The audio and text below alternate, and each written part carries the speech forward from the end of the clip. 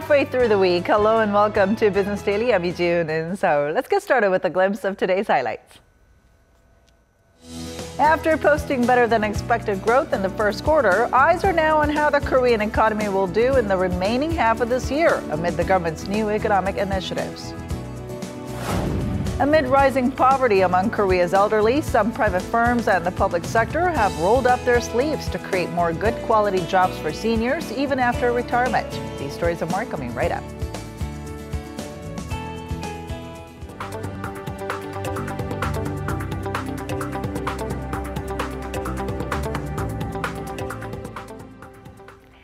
It's been 77 days since President Moon Jae-in was sworn into office, and today marks his first big government shakeup, with ministries being created, renamed, and restructured. Here's our Kim Myung-gil with a look at some of these changes. Taking a look at the government's new organization under President Moon Jae-in, one of the major changes is the creation of a new ministry solely dedicated to supporting small and medium-sized businesses, venture startups, and micro-businesses.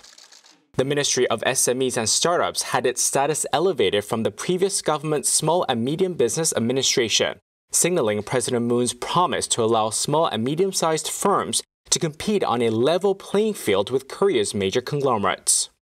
Staying with ministries related to science and the economy, a new Vice Ministerial Trade Negotiations Bureau has been installed in the Ministry of Trade, Industry, and Energy.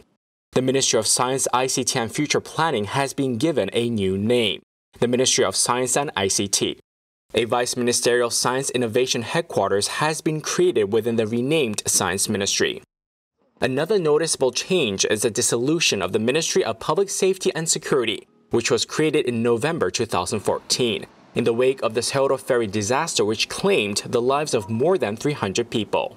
A Public Safety and Emergency Countermeasures Center was set up under what was formerly called the Ministry of the Interior, and which will now be known as the Ministry of the Interior and Safety. Also, the Coast Guard and the Fire Service, which were previously under the Safety Ministry, have been separated to function as independent bodies.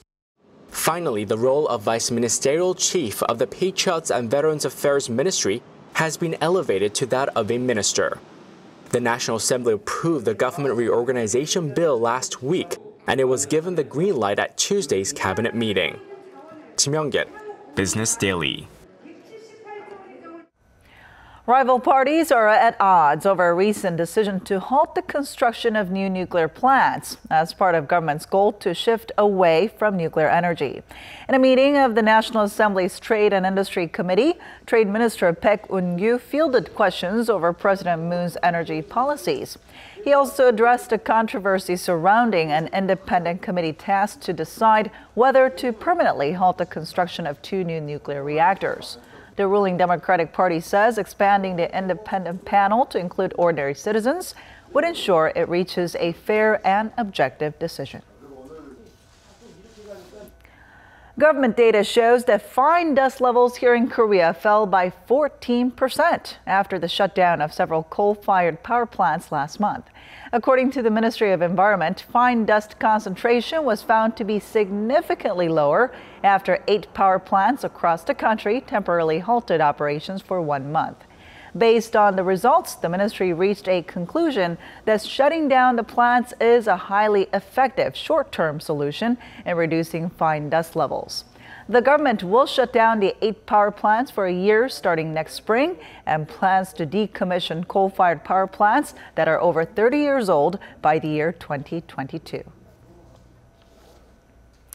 Hard times continue for Korea's top automaker. Hyundai Motor Company, along with its affiliate Kia Motors, said its net profit nearly halved in the second quarter. Net profit came to roughly $815 million, plunging 48% from the same period last year. Its operating profit dove by nearly 24% to $1.19 billion. This reflects a tough sales climate in its largest market, China, amid fallout from the THAAD controversy and growing price competition. Sales in the U.S. over the first half dropped by 7.4% as the carmaker's sedans lost traction in a market favoring SUVs. Hyundai said it will increase its supply of SUVs as it also prepares to open a new factory in Chongqing, China in August. And moving on to markets, to give us a rundown of today's stock market action, we have our markets contributor, Jemmy Kim, joining us on the phone today. Hello, Jemmy. Hello. All right, so how did Korean equities perform today? Well, the Kospi started off on a bullish note today on institutional buying. Good news from Wall Street also boosted stocks in morning trading after the Dow Jones added almost 0.5%, while the S&P and Nasdaq both hit record highs. But foreign selling did weigh on the main index, along with retail investors who also turned into net sellers. The Kospi ended 0.22% lower at 2434.51 points, while the tech-heavy Kosdaq closed 0.48% lower at 667.22 points. Now, looking at some of the individual shares, could you break down the winners and losers for us? Sure. By sector, precision medicine was among the biggest losers, along with electronics and transportation.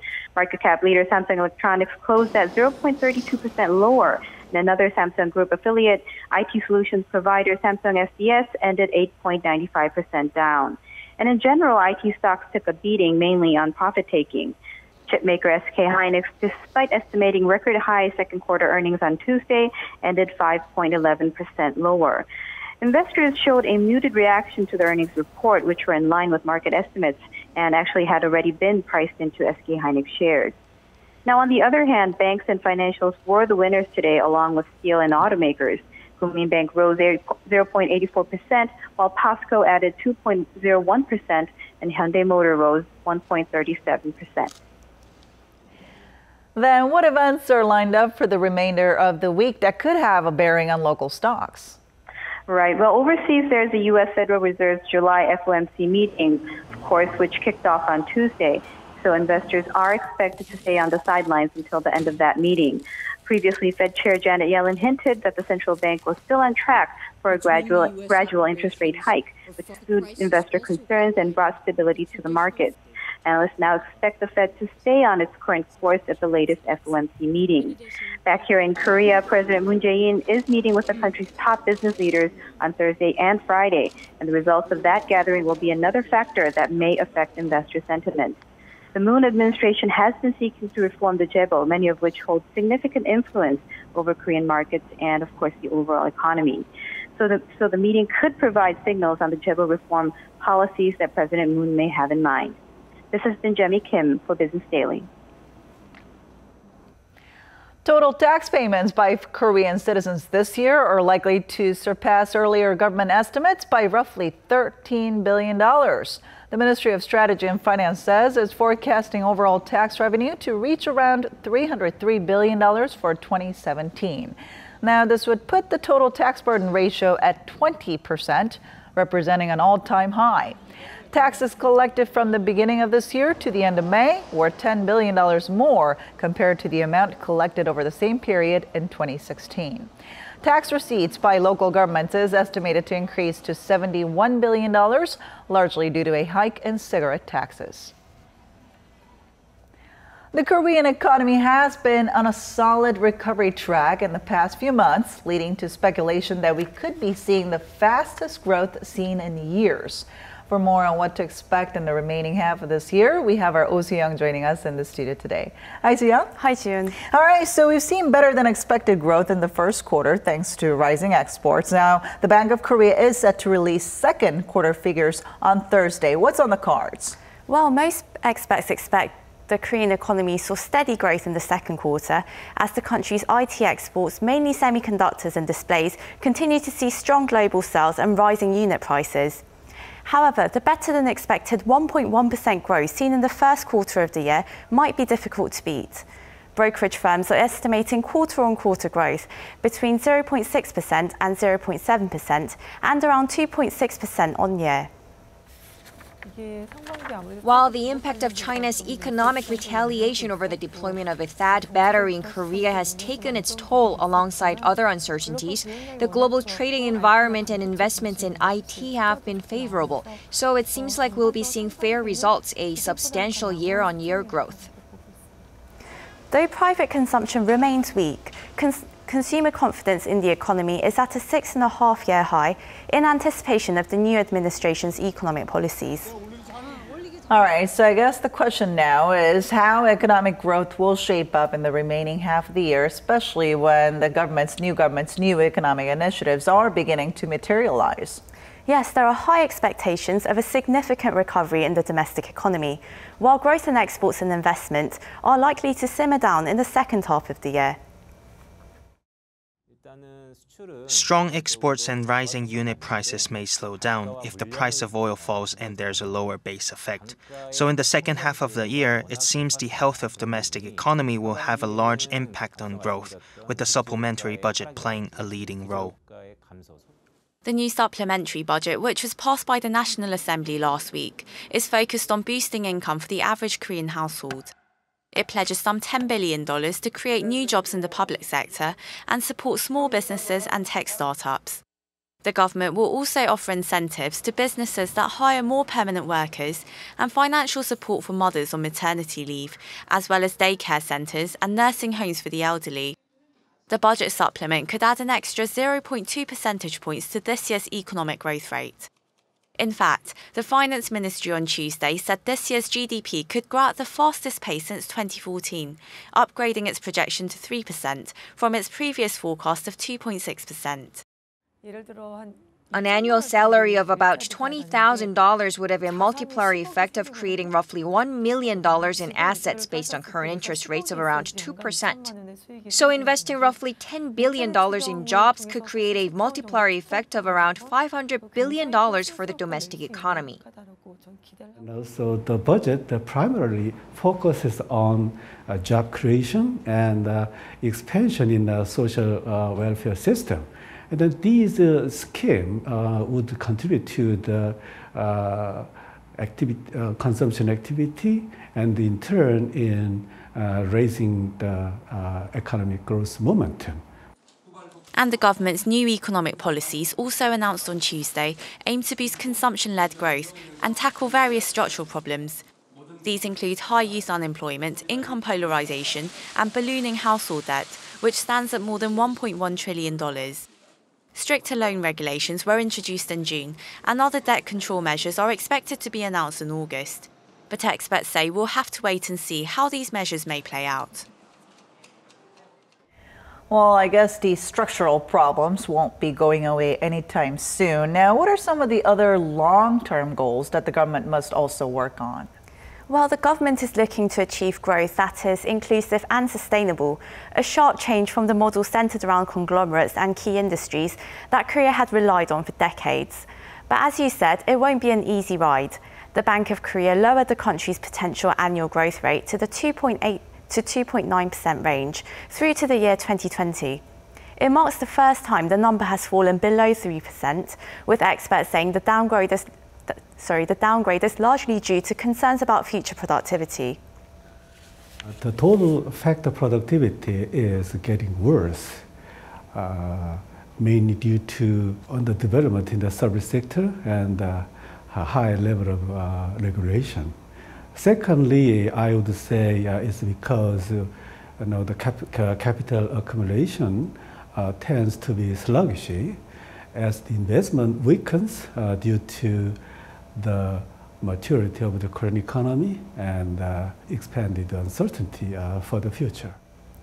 A local brokerage firm says the contribution of labour to GDP will fall by 0.1 percentage point on average until 2020. It expects the figure to drop even further by an average of 0.4 percentage points from 2026 to 2030. Experts are calling for a complete system overhaul as well as new sources of growth. Firstly, macroeconomic policy should be geared toward the economic vitalization. Secondly, it would be very important to conduct industrial restructuring and comprehensive economic reforms, especially in the area of labor, product, and service market. And also technological innovation would be very important. Thirdly, I would say the government should be able to address the demographic changes, such as low birth rate and population aging problems. At the same time, the government should focus on alleviating any imbalance in every economic sector. I mean, well, it's still the early days for the new government, so I guess we'll have to wait and see how its economic policies play out. That's right. All right, thank you so much for coming in today. You're very welcome, June.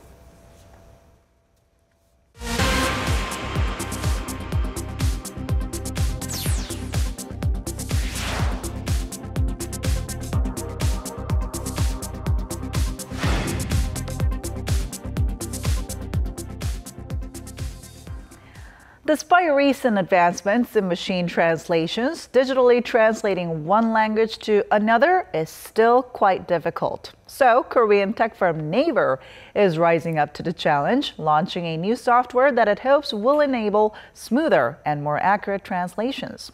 Our Won Jung-hwan has more. When it comes to translating from one language to another, computer software is undeniably faster than humans. But the translations it produces can be awkward at best and sometimes completely incomprehensible. That is why programmers and developers are taking strides to develop software that can overcome these limitations. This speedy and convenient software is called 밥.하고. Korean tech giant Naver officially launched its latest translation service last week, about a year after its trial service came online. This latest version of 밥.하고 has not only increased its character limit to 5,000, but also has enhanced neural machine translation service. Whereas previous systems translated sentences word by word, this new neural technology looks at the word in context, using the words around it to help with the translation. In addition, the latest system learns from its mistakes, so the more you use it, the smarter the translations get.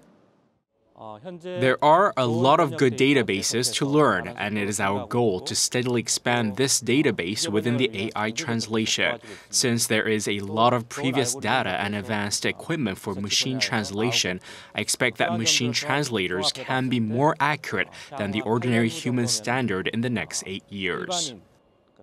Rapidly improving AI technology is revolutionizing computer-based translation systems. However, translation requires more than just advanced technology. Experts say such skills still require human intuition and cultural understanding, as well as contextual information. So it'll be a while before we see AI replace human interpreters and translators completely. Won Jung-hwan, Business Daily. The number of newborns here in Korea declined by double digits once again, falling for the 18th consecutive month. According to Statistics Korea, some 30,300 babies were born in May, an on-year decline of 11.9%. It was also the lowest tally for the month of May in any year since 2000, when relevant data started being collected. Meanwhile, the number of marriages for the same month rose, increasing by 5.5% on year to nearly 27,000. The number of divorces also rose by 1.1%. It's becoming more and more important for senior citizens here in Korea to have quality jobs to improve their quality of life after retirement. So both the private and public sectors are working together to make this happen. Our Lee Joo-young has the story. The importance of work in forging one's personal and social identity is a fact that has stood the test of time. Take that away, and the void can significantly affect one's quality of life.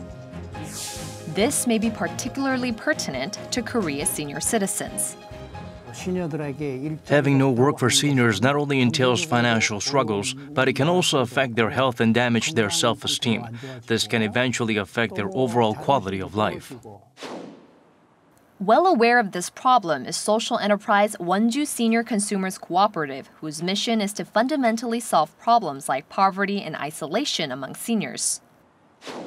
75-year-old Kim Dae-won is just one of the 1,500 members of this organization. He works as a cleaner around 5 times a week for 6 hours a day and gets paid roughly $800 per month. Kim says this is something he wants to continue doing as long as his body is able. It's good to work, and this is also a good form of exercise for me. Those who can't work really envy me. Trying to pass the spare time when you have nothing to do can be really painful. It's difficult to stop working when you've been doing so all your life. The consumer cooperative mainly aims to provide jobs for seniors in the low-income bracket by collaborating with the local government. What our seniors want isn't a welfare type of employment, but one that gives them full autonomy. What we do is quite different from the central government's approach. According to Statistics Korea, the poverty rate of Korea's seniors aged 60 and older rose again last year to 47.7% from around 45% in 2015. This as more than half of Korea's elderly are currently not eligible to receive pensions, leaving them without a steady source of income. What's more, 2014 OECD figures show Korea's senior poverty rate ranked the highest out of the 34 member nations at nearly 50%. That's roughly 4 times higher than OECD average. It's important that they do something that pays well, but I think it's also very crucial to set up measures that help them feel like they're still contributing to society and are valued. It's a misconception that productivity falls drastically as we age. We need to get rid of this kind of thinking and get firms to actively employ older workers. The government cannot do this alone. Both the public and private sectors have to work together. The finest example of this type of collaboration can be found at the Eunpyeonggu district in Seoul. It has been praised for creating the most number of jobs for the elderly, generating over 2,800 quality jobs over the span of 5 years. We work very closely with private firms to create many jobs for seniors. We've persuaded them to join, and they also participate through some of their social responsibility programs. We've served each other's needs. At the heart of this is the Korea Association of Community Senior Club. Established in 2012, it works closely with the local government to handle all job-related functions for Korea's senior citizens. One popular job position that the senior club was able to create in conjunction with logistics giant CJ Korea Express is a parcel delivery man. 69-year-old Chun Byung-taek has been on the job for about 3 years now, working 60 hours a month. 안녕하세요. CJ 대한통운 택배 기사인데요. 물이 6개 왔거든요. Chun says not only has this new career helped with his finances and health, but has also improved the quality of conversations he has with his family. A lot of us seniors have had long careers prior to working here. In a way, I think it's fair to say that almost all of us played a pivotal role in the development of our respective industries. I think it will be very helpful in a lot of ways if the government would create more room for us to contribute. Other beneficiaries of this initiative are those who work at this donut shop. While the senior club opened it at first, it's managed and run independently by the workers who take orders, fry the dough, and even deliver the products themselves. This shop, which was highly popular when it first opened, generated around 100 jobs and sees about $62,600 in sales every year. I go to the hospital often, but at least I can pay for the medical bills. How great is it that I can still make delicious food and sell them, despite being over 70 years old? It's very rewarding and fun. Along with the donut business, the senior club says all of its other endeavors are also turning profits. Our goal is to provide jobs to all seniors who desire employment. The number of seniors who apply for jobs at the beginning of each year is usually 2 to 3 times the number of vacant positions. So I definitely think there's a need for more jobs to be created. This is also a way of paving the road that our generation would eventually need to take 20 or 30 years from now.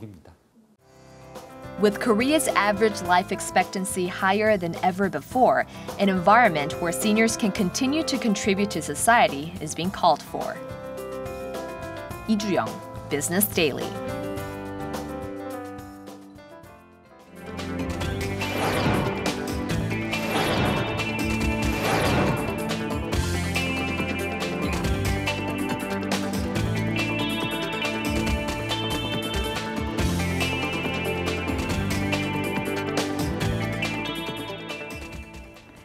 And that wraps it up for today. But we'll be back tomorrow with more of the day's top business stories, so don't forget to tune in then. Thanks for watching and see you soon.